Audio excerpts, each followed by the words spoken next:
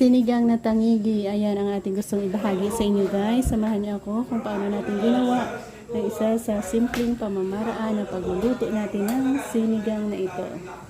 Sarap ulam.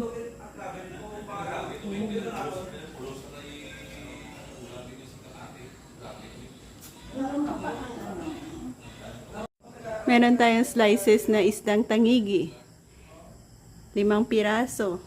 At may mga sangkap din tayo na rabanos, radish, okra. Yan ang ating batuan, ilonggo, pampaasim, kamatis, onion, sigarilyas at kangkong. Samahan niyo ako sa ating pagluluto dahil gagawa tayo dito ng masarap na sabaw na hihigupin. Yan, sa kumukulong tubig, i-add natin ang ating onion, kamatis at radish.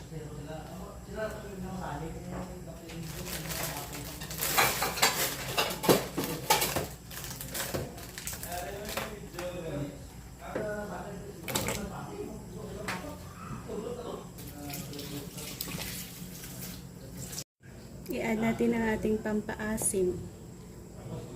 Batuan. Mag-add tayo ng okra. Ito yung mas matagal na lutuin sa mga gulay na ating isasahog. Pwede na natin i-add siguro ang ating isda. Yan, nahati natin sa mga maliliit na part. Yan. Isa. Tumami na.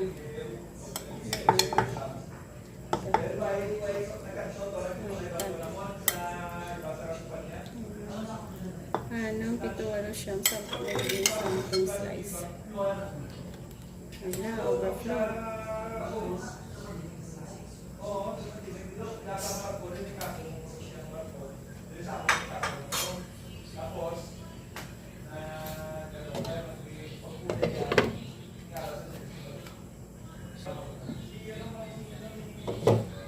Sigarilyas at kangkong.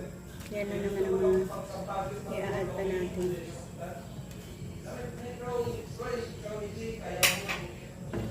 Kangkong na madami. Oh, totally overflow.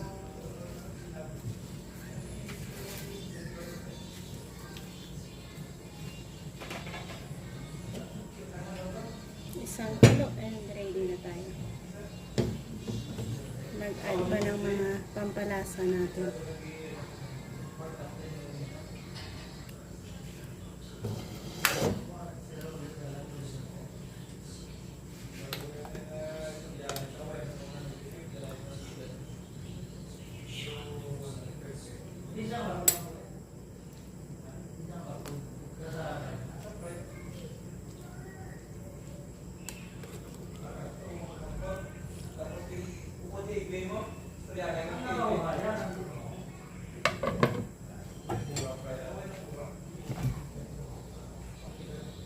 Siling pang sigang.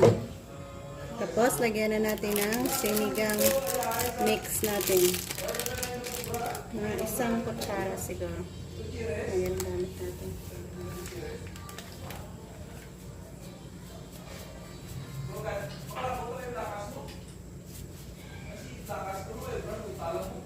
Kakadami, hindi naman kasing sabaw ito.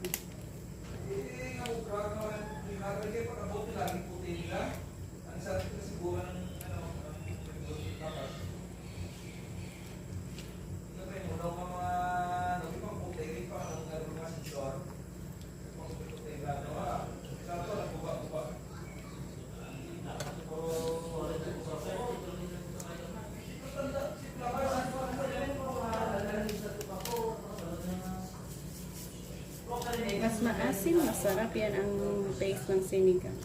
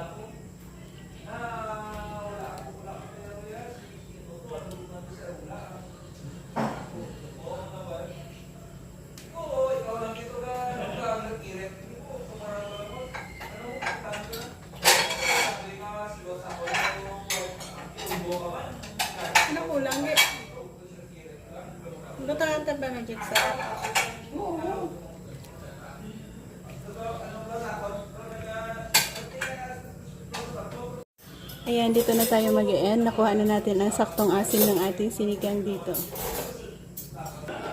May isang serving. Sarap.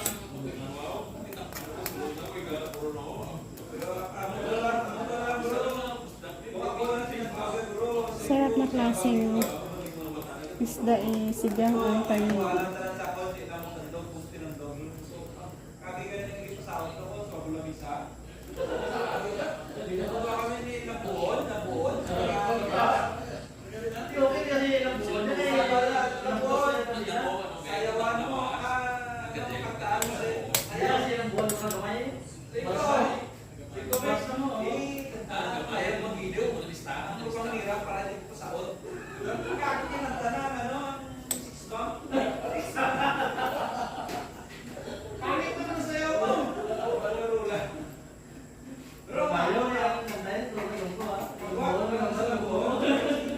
So, ayan na ang ating one serving para sa ating masarap na sinigang dito.